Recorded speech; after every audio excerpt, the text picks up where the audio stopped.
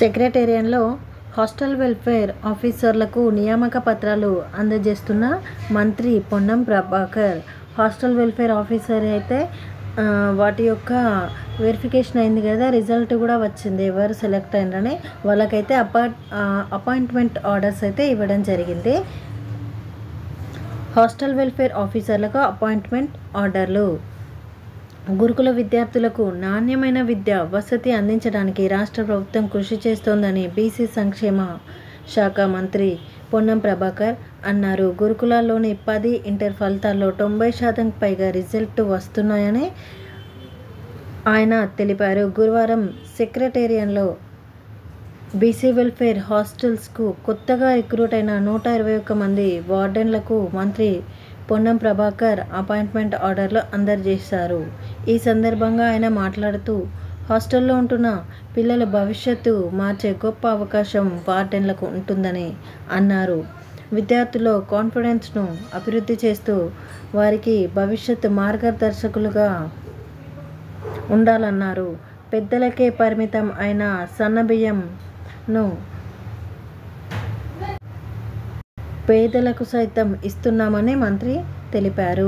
BC welfare secretary Sridhar మాట్లాడుతూ, చాలా ఏళ్ల తర్వాత హాస్టల్ వెల్ఫేర్ ఆఫీసర్ నియామకాలు జరిగాయని అన్నారు. హాస్టల్లో చదువుకునే పిల్లలు బాగా చదవాలన్నా, వారిలో మంచి క్రమశిక్షణ రావాలన్నా హాస్టల్ వెల్ఫేర్ ఆఫీసర్స్ వార్డెన్లే చూసుకోవాలని ఆయన సూచించారు. త్వరలో వార్డెన్లకు ట్రైనింగ్ ఇస్తామని, ఫీల్డ్ లెవెల్లో ప్రాక్టికల్ వర్క్ నేర్చుకోవాలన్నారు. ఈ కార్యక్రమంలో కమిషనర్ బాల మాయాదేవి, గురుకుల సెక్రటరీ సైదులు, కార్పొరేషన్ చైర్మన్లు వీళ్ళందరూ పాల్గొన్నారు.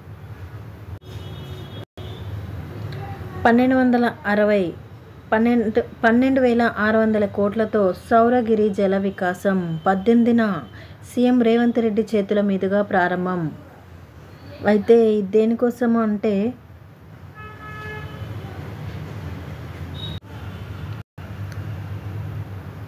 5 ఏళ్లలో 2.10 లక్షల మందికి గిరిజన రైతులకు లబ్ధి. 6 లక్షల ఎకరాలకు సాగునీటి వసతి కల్పనకు ప్రణాళిక. దశాబ్దాల తరబడి పోడు భూముల సాగుకు కరెంటు కోసం ఎదురు చూస్తున్న గిరిజన రైతులకు ఇందిరా సౌరగిరి జల వికాసం పథకం ద్వారా అందుబాటులోకి తీసుకొస్తున్నారు. భూములను సాగులోకి తీసుకొచ్చేందుకు, గిరిజనులకు ఆర్థికంగా బలోపేతం చేసేందుకు 12,600 కోట్లతో ఈ పథకాన్ని సీఎం రేవంత్ రెడ్డి చేతుల మీదుగా ప్రారంభించనున్నారు. అయితే దీనికోసం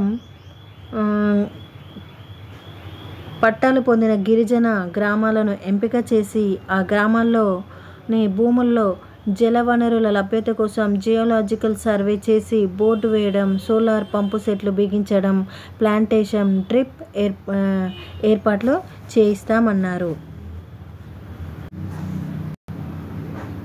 దేశంలో 3వ మిస్ వరల్డ్ పోటీలు తొలిసారిగా 1996లో బెంగళూరులో నిర్వహణ, 2023లో ముంబైలో, తాజాగా హైదరాబాద్లో ఏర్పాటు. భారత్ ఖాతాలో అత్యధికంగా 6గురికి మిస్ వరల్డ్ టైటిల్. అయితే ఈ మిస్ వరల్డ్ పోటీలు అనేవి మన దేశంలో 3వసారి పోటీలు. మన దేశంలో మిస్ వరల్డ్ పోటీలు జరగడం ఇది 3వసారి కాగా, తెలంగాణలో నిర్వహించడం ఇదే మొదటిసారి. దీంతో భారీ ఏర్పాట్లు చేస్తున్నారు. నెక్స్ట్, ఆపరేషన్ సింధూర్తో కాందహార్ హైజాక్ సూత్రధారి రవూఫ్ హతం. ఆపరేషన్ సింధూర్తో భారత్కు చిరకాల ప్రతీకారం కూడా తీరింది. 1999లో ఇండియన్ ఎయిర్లైన్స్ విమానం IC-814ను హైజాక్ చేసి కాందహార్కు మళ్లించిన ఘటనకు సూత్రధారి జైషే ఉగ్రవాది అబ్దుల్ రఫూజ్ అజహర్ కూడా ఇందులో హతమయ్యారు. పాక్ మిసైళ్లను పేల్చేసిన సుదర్శన చక్ర S-400 డిఫెన్స్ సిస్టమ్స్ ప్రత్యేకతలు ఏంటి అంటే అవి ఇక్కడ S-400 అనేది అత్యంత అధునాతనమైన long range surface to air missile. Next ballistic మిసైళ్లను 60 కిలోమీటర్ల రేంజ్లోనే నిరోధించగలరు. దాడులను సమర్థవంతంగా అడ్డుకున్న S-400 డిఫెన్స్ సిస్టమ్ రష్యా నుంచి కొనుగోలు చేసిన ఇండియా. పాక్ క్షిపణులను వెంటాడి న్యూట్రలైజ్ చేసిన హర్ఫీ డ్రోన్లు. ఇలాంటి రోజు అప్డేట్స్ కోసం ఫాలో కండి. వీడియోని లైక్ చేయండి, షేర్ చేయండి అండ్ సబ్స్క్రైబ్ చేయండి.